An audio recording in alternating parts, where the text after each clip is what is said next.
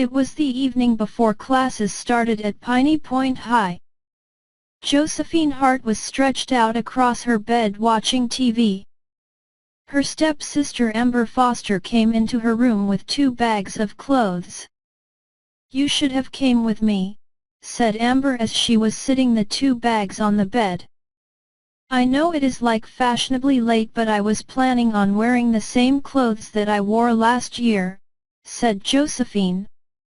"It's not that," said Amber. "What is it then?" asked Josephine. "Just forget it, you would not understand," shouted Amber, picking up the 2 bags and storming out of Josephine's room. Amber was going through her closet and came across a pair of jeans. She took the jeans off of the hanger and started looking at them. Tears started rolling down her cheeks as she continued to stare at the jeans. "How could I have been so mean to Joey?" thought Amber as she walked over to her bed, sat down and started crying. Josephine walked by and saw Amber sitting on the bed crying. She walked into Amber's bedroom and sat down beside her.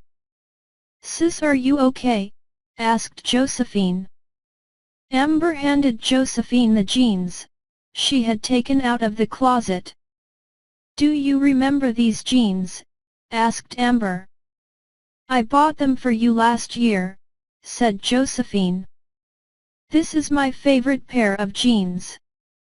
"Do you know why?" asked Amber. "No, why?" asked Josephine. "My dad and your mom got engaged about a month before your 17th birthday," said Amber. "I remember, and I was like so totally excited because not only was my mom happy again for the first time in years, but I was going to have a sister," said Josephine. "On your birthday they both gave you money to buy what you wanted and asked me to take you shopping so we could start building a relationship as sisters. We went to the mall and, naturally being selfish me, we had to stop and look in a window of a clothing store and I saw that pair of jeans," said Amber. "Okay, I am like confused. How were you being selfish?" asked Josephine. "Because the purpose of the trip was not for me to look or buy clothes. Then I made the comment that I loved the way the jeans looked and wished they were mine," said Amber. "If that was not selfish enough, we ran into some of my friends and I left you to go hang out with them," continued Amber. "I think I told you to go ahead and hang out with your friends while I looked around," said Josephine. "You did, but I should not have left you to go be with my friends," said Amber. "While I was not watching you, like I should have been doing, you went into the clothes store, bought the jeans with your birthday money, and put them in the driver's seat of the car," continued Amber.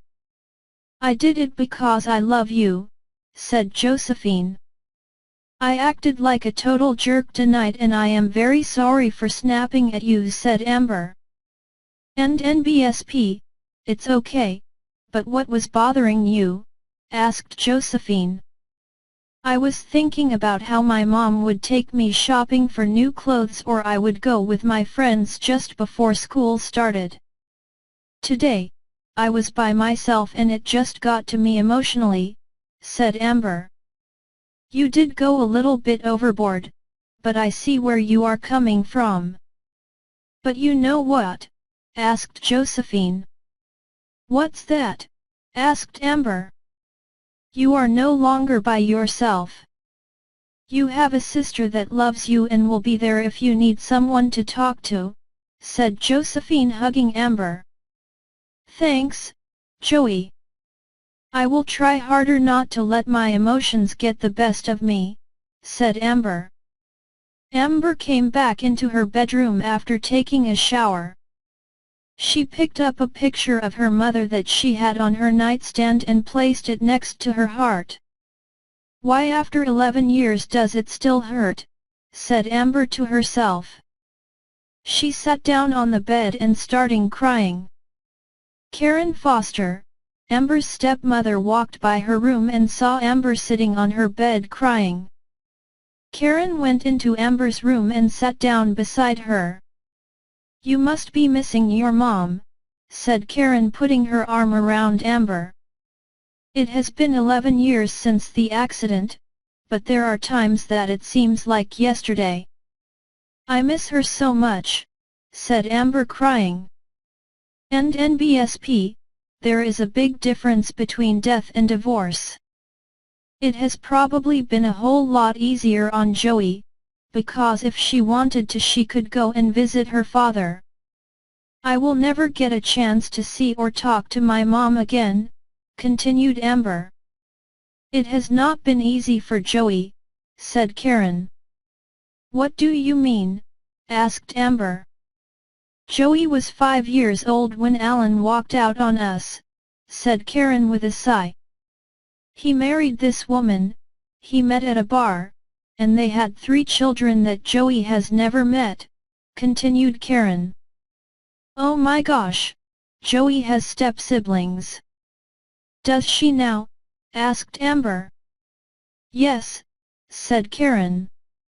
"She has never told me about her dad or having siblings," said Amber. "Joey, and NBSP, never talks to anyone about it," said Karen. "Oh my gosh! Joey is a lot stronger than I am. I don't think I could keep something like that bottled up," said Amber. Amber put the picture back onto the nightstand and hugged Karen. "I may not always show it or say it very often, but I am glad that you and my dad got together.